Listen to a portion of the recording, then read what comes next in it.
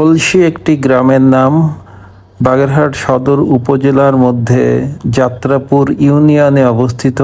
যাত্রাপুর ইউনিয়নটি প্রায় 10 বর্গমাইল এলাকা জুড়ে বিস্তৃত।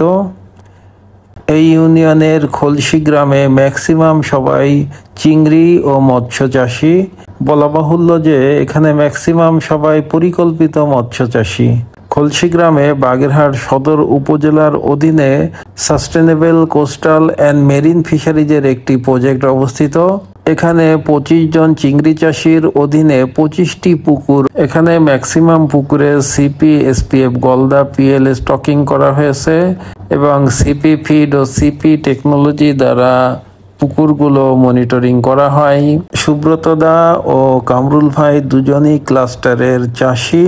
এখানে সিপি, এসপিএফ, গলদা, পিএল এর পাশাপাশি লোকাল হ্যাচারি ও নদীর পোনা দিয়েও স্টকিং করা আছে।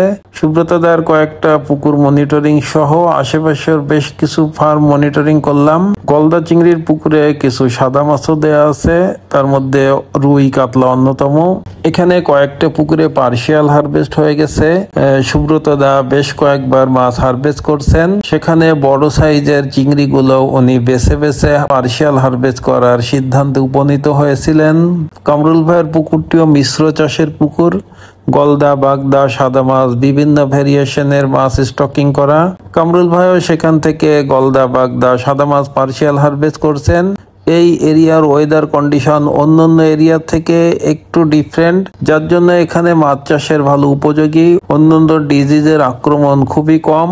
প্রিভেন্টিভ মেথডে মাটি, পানি ও চিংড়ির হেলথ মনিটরিং করলে এখানে কাঙ্ক্ষিত ফলাফল পাওয়া যায়।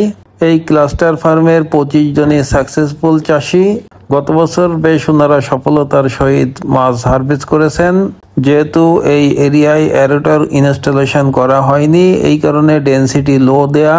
সেই ক্ষেত্রে একর প্রতি 12 থেকে 15,000 মাছ ছাড়া হয়েছিল। ম্যাক্সিমাম 80% এর উপরে সার্ভাইভাল হয়। হারভেস্টেড সাইজ ছিল 45 থেকে 50 গ্রাম। মাছগুলো 150 দিনের মধ্যেই হারভেস্টের সাইজ হয়ে যায়। এবছরেও সুব্রত দা সিপি, এসপিএফ, গলদা চিংড়ি স্টকিং করেছেন। ওনার বেশ কয়েকটি পুকুর আছে, এজন্য উনি মাছ নার্সিং করতে পারেন। খলসি গ্রামের কথা বলতে গেলে ম্যাক্সিমাম চাষি সফলতার সহিত চাষ করে আসতেছেন। গলদা চিংড়ির পাশাপাশি মিশ্র চাষেও এখানে সফলতা পাচ্ছেন। তাছাড়া সিপি টেকনোলজি ও সিপি, এসপিএফ, গলদা ও সিপির অধীনে চাষিরা বেশ আধুনিকরণ করছেন চাষে।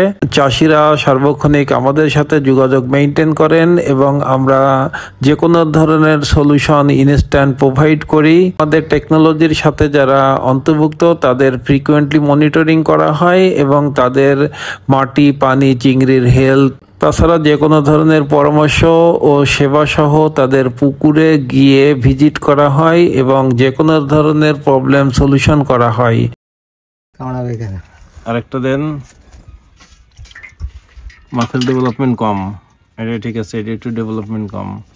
তো মাছের কালার ভালো। মাছের বয়স কত? 90 দিন। হ্যাঁ, দেখে মনে হচ্ছে 90 দিন টাইপ বয়স। একটু তলায় লাল দেখছেন, এই যে লাল। তাহলে আপনার পন্ড বটম একটু ঠিক করতে হবে, ওইটা আমি গাইডলাইন দিয়ে দেবো, সমস্যা নেই। পারম্যাঙ্গানেট তো নাই, কিনে আনতে হবে। মাছ একটু ফ্যাকাশে হয়ে গেছে, মাছ ফ্যাকাশে।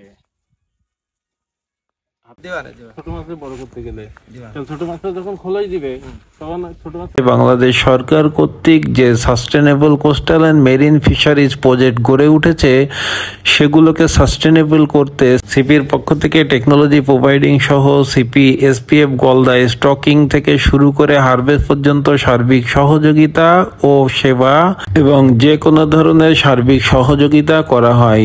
ধন্যবাদ।